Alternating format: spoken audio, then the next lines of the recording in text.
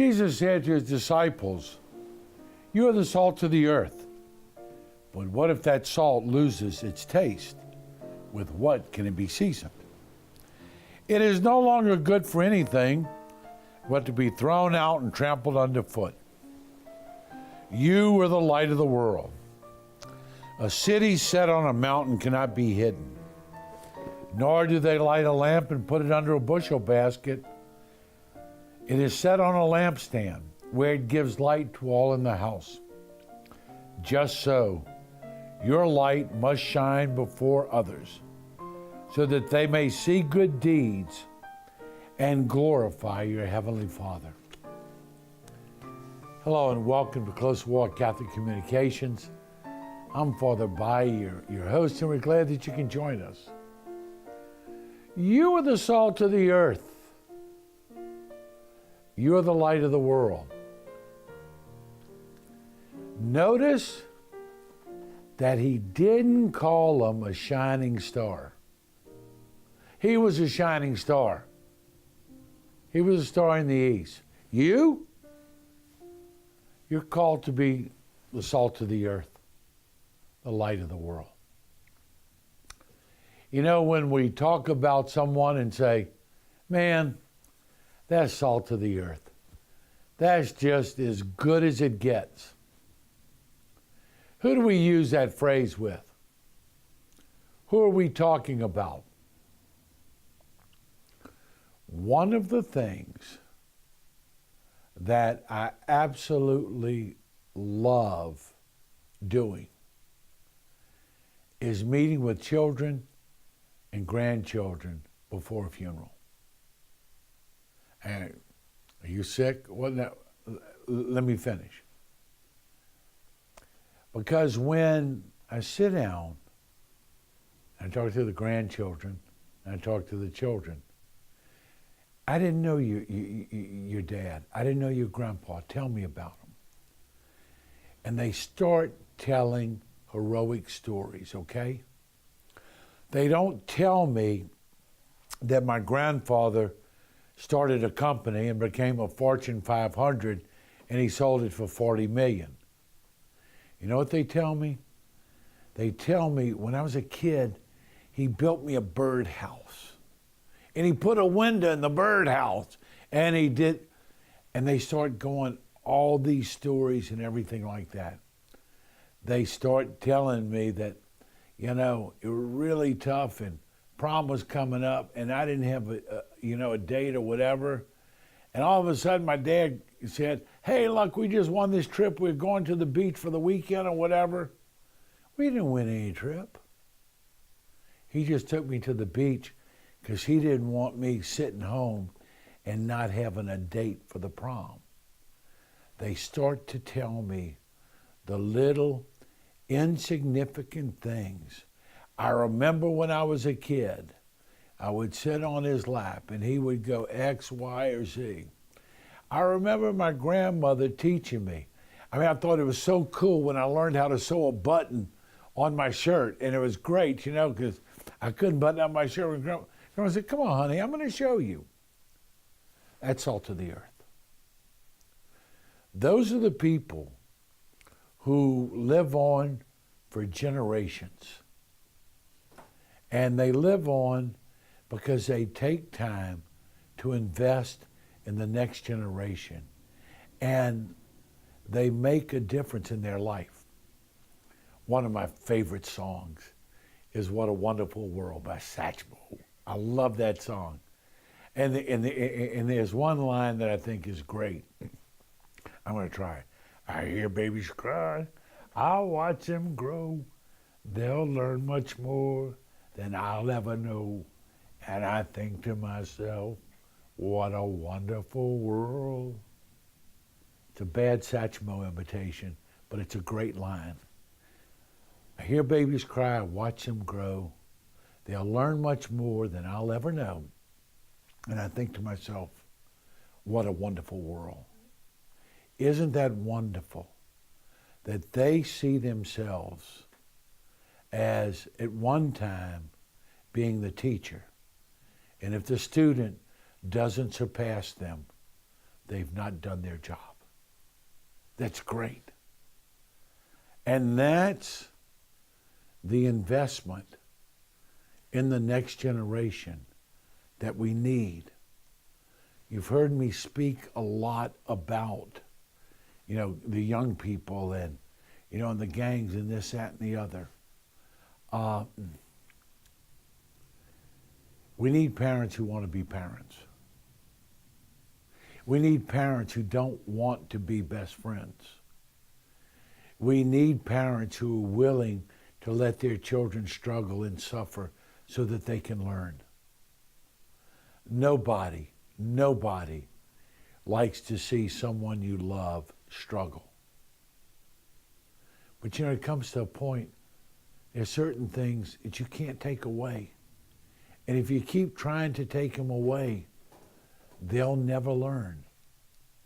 I mean, I literally had a kid who, when he got arrested for the 13th time, he spent his first night in jail.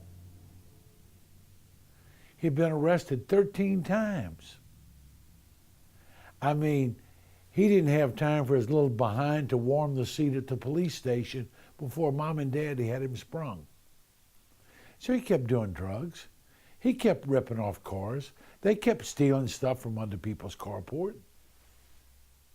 He didn't get caught most of the time. He did 13 of them. But until he had to spend a night in jail with the big Bubba who kept telling him he was cute, he didn't realize what he had done. And spending the night in jail did him a lot of good. And for the college kid who maxed out a credit card of $6,000, between the beginning of school and the middle of October, Mom and Dad covered it. Guess what? It was up to 20 by Christmas. They're going to keep doing it if they don't learn. And that ability, and when our Lord is talking about being the salt of the earth, I don't know who the major players were in your life. I don't know the people that, even till today, you remember them. And they had a profound impact. Could have been a teacher. Hopefully, it was your parents. Hopefully, it was a priest or a religious or a brother. But people who were willing to love you enough to let you hate them. They loved you enough to let you get mad at them. They didn't give you everything that you wanted. They didn't give you everything that you asked for. They didn't make an excuse for all of your shortcomings and your failings. They let you take your punishment. I had a situation one time in one of the parishes, and kids got, they get out of hand. These two boys got in a fight. They got in a fight in the middle of class, in the classroom. The teacher was crying and all that stuff. Okay. The kid who started the fight, you're punished. You come in Saturday morning, you're going to, clean the parish hall, you're going to mop it, you're going to sweep it, you're going to do all that. The mama got furious with me. He's not coming to clean your parish hall, baby. He's punished, he's got to do that. No, I'll let him write the Bible or something. I said, I'm not giving the Bible as punish work, okay? That's not going to happen. The scriptures are not going to be punish work. No, he's not coming. I said, please, let him come. He'll come 8 o'clock Saturday morning, noon it'll be over. He's punished, end of story. She finally agreed. I left that parish. I've been gone 15 years. Guess who calls me when he wants to get married? He does. He does. I stopped him. I didn't let him get away with it. Wasn't mean, didn't hate him, wasn't mad at him. Here's the line, baby, you cross it, here are the consequences. I'm not mad. This is what you need to learn. You don't act that way. You don't do that. You don't get away with it. When I told you not to, you thought I was kidding. I'm going to show you I'm not kidding. Your Saturday morning belongs to me. The people who've made the most profound influence in our life, they did it from their goodness. They didn't do it from their abundance. They didn't do it because they were extraordinary. They didn't do it because they had all these college degrees, or they owned a company, or they had a chauffeur of their own jet. That's not the people who usually make the impact in our lives. The people who make the impact in our lives do ordinary things with extraordinary love, as Mother Teresa would say. We're not called to do great things. We're called to do ordinary things with extraordinary love. And the people who had this extraordinary love for us, and it was the simplest of things, have been the profound people in our life. And that's what I ask you to see your role. One of the things is, and I use this example all the time, I'll go in and I'll ask, a high school classroom, what's the difference between, a kid and an adult? Oh, they talk about, taxes and talking about money and your own stuff and this, that, and the other. I've met 75-year-old children. I've met 15-year-old adults. The difference between an adult and a child is an adult realizes it's his turn to give back. It's not all about you. It's what you can do for those around you. That's an adult. A child always asks what's in it for me. They're always looking for them to be given to. They're never the giver. And the people who have given to us have shaped us, have molded us, have made us into the people that we are the people who've given to us. Not money, not an inheritance, but some small, ordinary thing with extraordinary love and extraordinary patience and extraordinary concern about me. That's what it means to be salt to the earth. And the salt to the earth is something that the next generation needs and depends upon. And if you've ever had that person who's the salt of the earth in your world, my question is, who's going to one day look at you and say, that's the salt of the earth. That's as good as it comes. Not because you're perfect, but you had extraordinary love in ordinary things. Thanks for being with us. Stay with us. We'll be back in just a moment. God bless. Hi, I'm Father Jeff Bay from Closer Walk Catholic Communications. Thank you for being here today, and a special thanks for the support that you give us. First of all, your prayerful support we so desperately need, and also your financial support. We are donor-driven, and that is what keeps us on the air today. As you well know, the truth is in great demand and in very short supply, and mainstream media is not going to bring you the truth of the Gospels of our Lord Jesus Christ because that's not socially acceptable and it's not politically correct. Certainly we all realize that when this life journey's over, we don't stand before the Supreme Court, we stand before the throne of God. Therefore, with great clarity and great charity, to pronounce the truth of the gospel is important. Your prayers, your financial support enables us to do that. So we thank you, and may God bring you closer in your walk with the Lord each day. God bless you.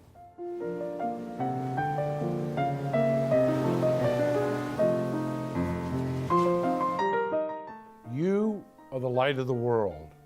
A city set on a mountain cannot be hidden, nor do they light a lamp and put it under a bushel basket.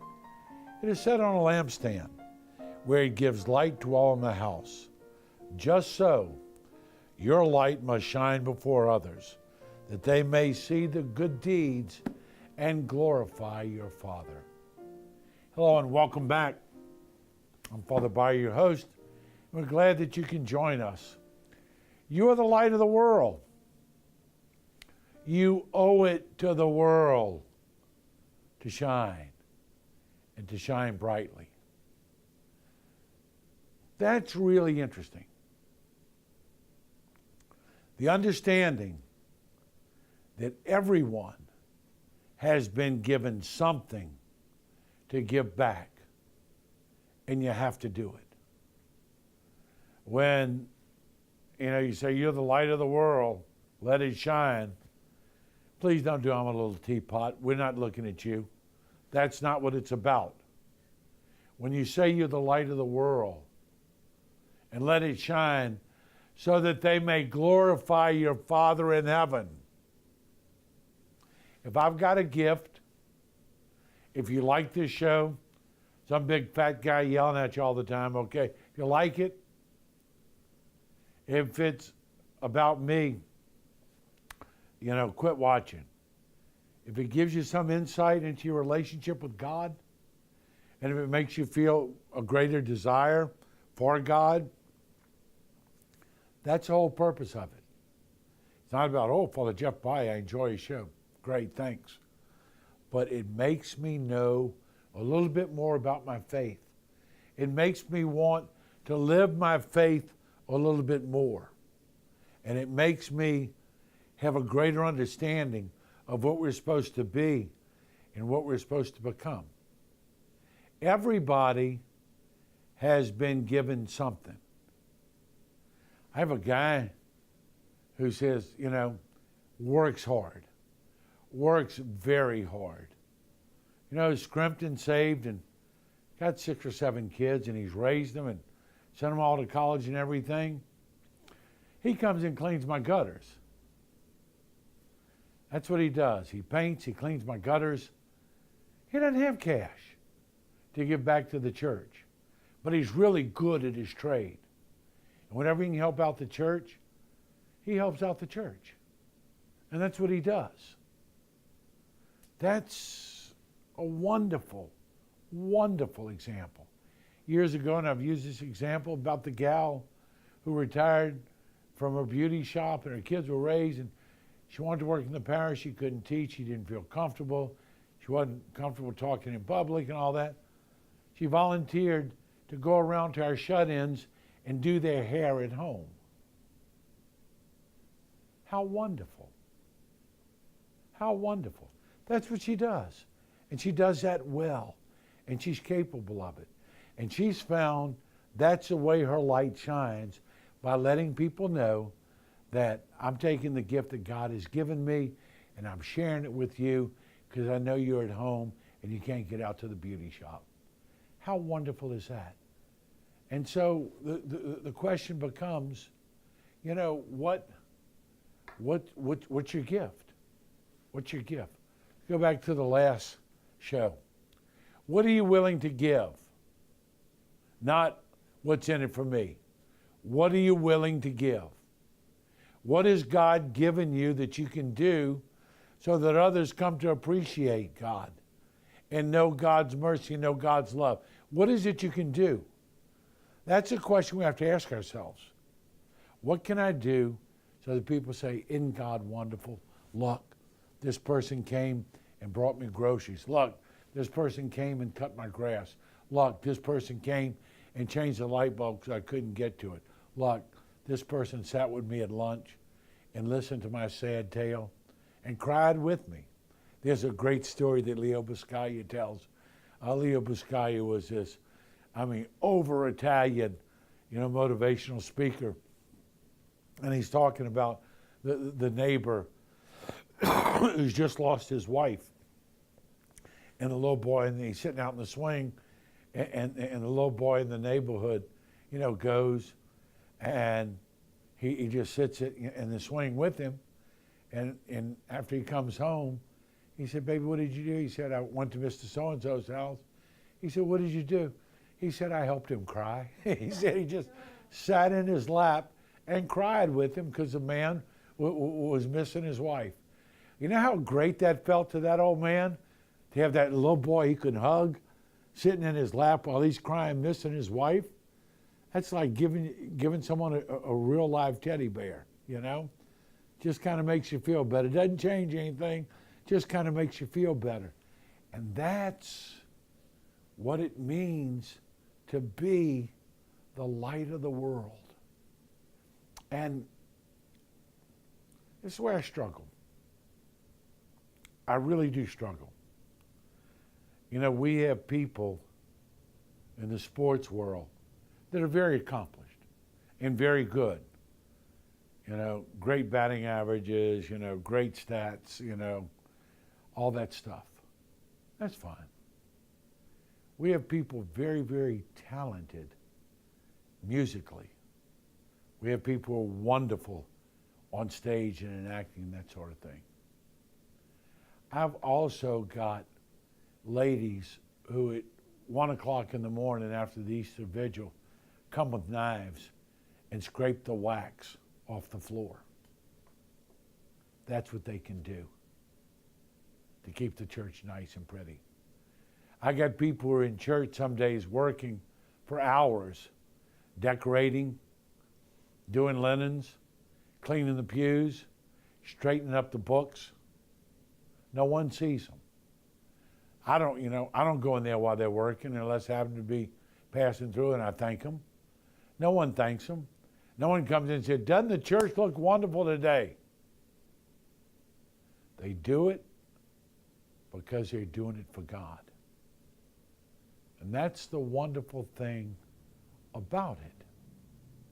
And one of the challenges to being the light of the world, and you hear it all the time, is, I don't go to church.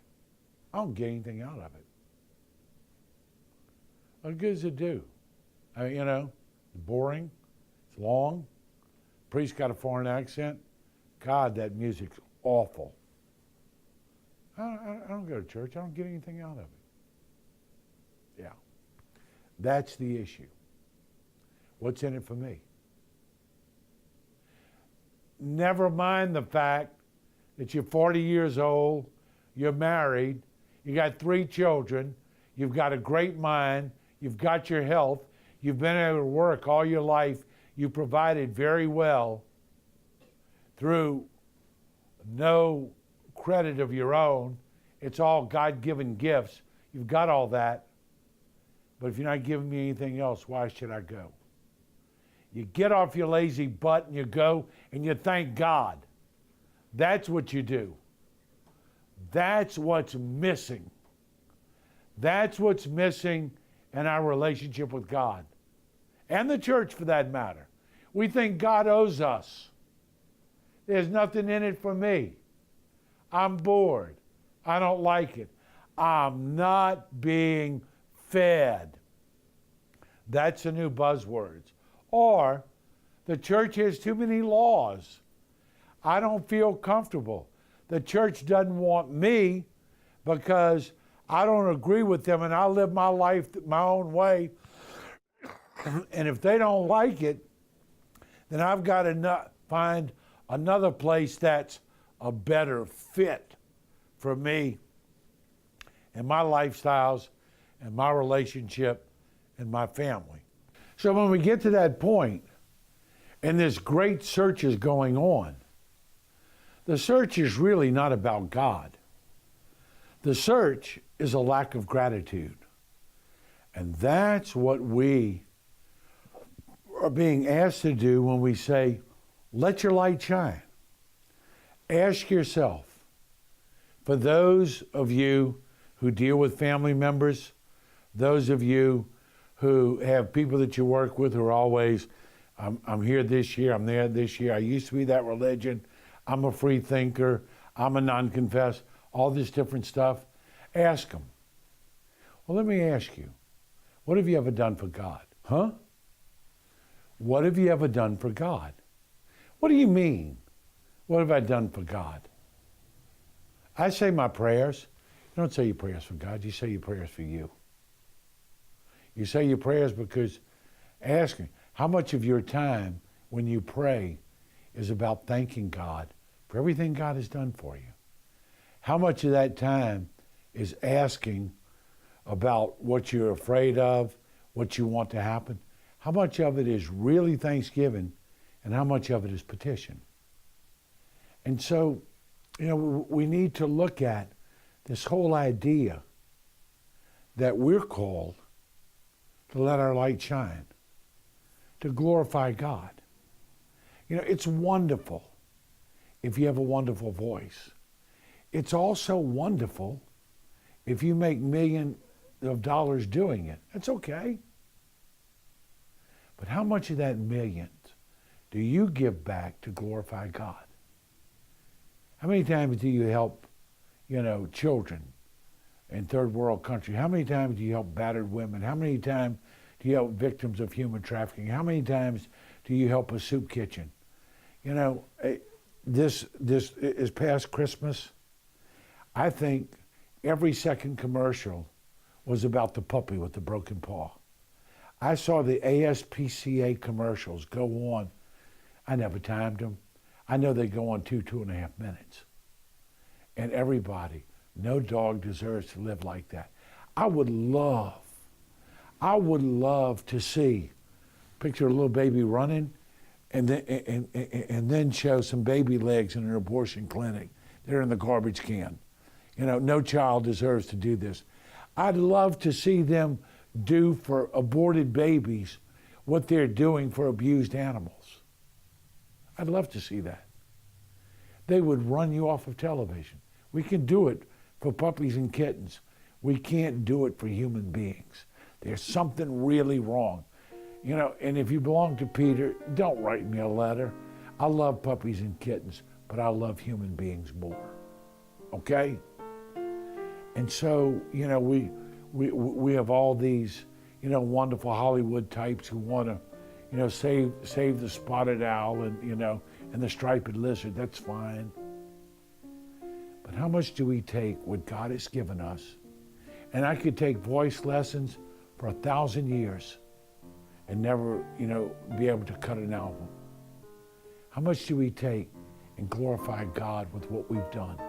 Either by donating to charity, letting people know that our gift is a gift from God, and using the proceeds from our giftedness to serve God's people. That's what it means to let your light shine, and so others may see what you do and give glory to the Father. That is what it means to be a light to the world.